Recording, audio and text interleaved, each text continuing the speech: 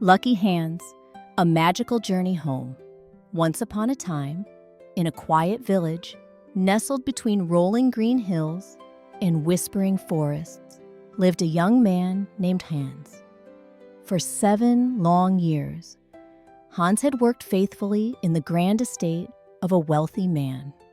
Through sun and storm, through joy and hardship, Hans had served with kindness, patience, and honesty.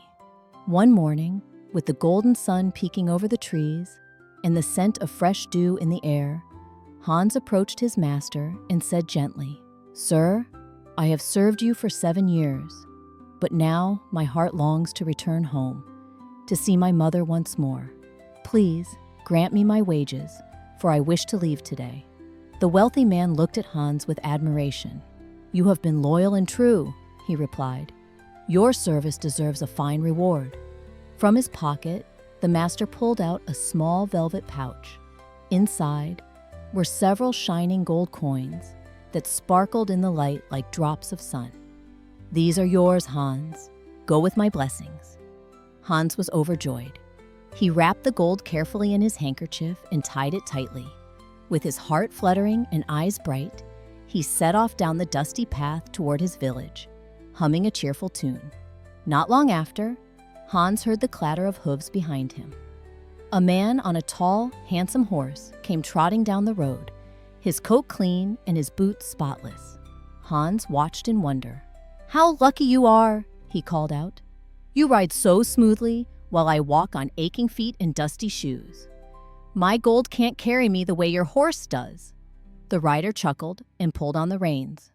"Well," he said slyly, "if you like my horse so much, we can trade. You give me that bundle of gold, and I'll give you the horse. It's a fine deal." Hans's eyes lit up with excitement. He had never owned a horse before. Without a second thought, he agreed. The exchange was made, and Hans climbed proudly onto the saddle. But Hans had never ridden a horse before. The moment he nudged it forward, the animal neighed loudly and galloped away. Hans bounced and wobbled, holding on for dear life, until the horse suddenly bucked and threw him into a patch of mud. Covered in dirt and dazed, Hans sat up as a farmer approached with a gentle cow by his side. "You all right there, lad?" the farmer asked. Hans nodded slowly, rubbing his elbow. "That horse wasn't for me," he said, with a weak smile. The farmer looked at the trembling animal. "She's too wild for walking folk like you. You need something steady, something useful. A cow gives milk and walks slow." Hans glanced at the cow and thought it over. "Would you trade her for my horse?" he asked. "With pleasure," the farmer replied. And so, Hans now walked beside his new cow, feeling proud once more. He imagined the warm milk he'd drink when he reached home. But when he stopped under a shady tree and tried to milk her, not a single drop came out.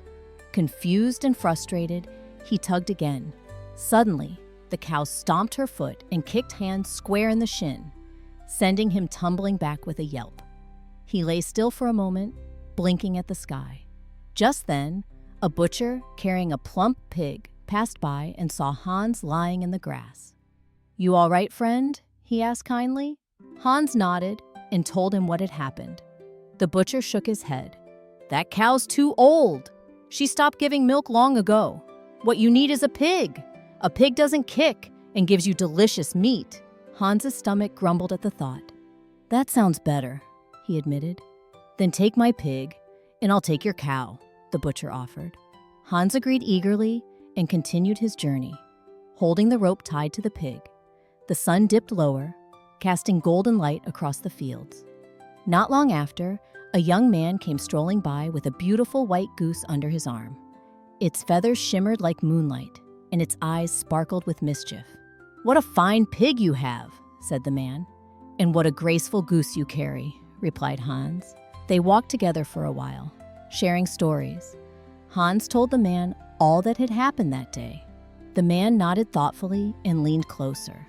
"You know, I heard someone in the next village lost a pig just like yours.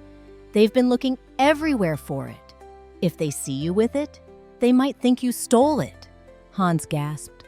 "Oh no, what should I do?" The man shrugged. "I wouldn't want trouble. Why don't we trade? You take my goose, it's truly mine, and I'll take the pig. That way you're safe." Trembling slightly, Hans agreed. He handed over the pig and clutched the goose to his chest. As he neared his village, he came upon a man sharpening knives on a whetstone. The rhythmic sound of metal against stone echoed softly through the trees. "That's a lovely goose you have there," the man said, eyeing it carefully. Hans smiled. "Yes, I traded for it. It's been quite a journey." The sharpener chuckled. "You've made some clever trades, but you know what would truly serve you well? A trade that earns you coins every day. Become a knife sharpener like me. I'll even trade you my whetstone for your goose." Hans thought it over. To earn money every day? That does sound useful. And just like that, he gave away the goose and took the heavy whetstone. But the whetstone was heavier than Hans had imagined. With each step, it dragged him down. His arms ached. Sweat ran down his back. Near a bubbling brook, he bent over to take a sip of water. As he stood up, the stone slipped from his tired hands, plop, and disappeared into the depths. Hans stared at the rippling water. Then, a smile spread across his face. "Thank you," he whispered joyfully. "All my burdens are gone." And with light steps and an even lighter heart, Hans skipped the rest of the way home, ready to embrace his mother and tell her all about the incredible journey. Moral of the story: sometimes, the more we try to gain, the more we carry. True happiness lies not in holding on to everything, but in letting go of what weighs us down. Be thankful for what you have, and peace will follow you wherever you go.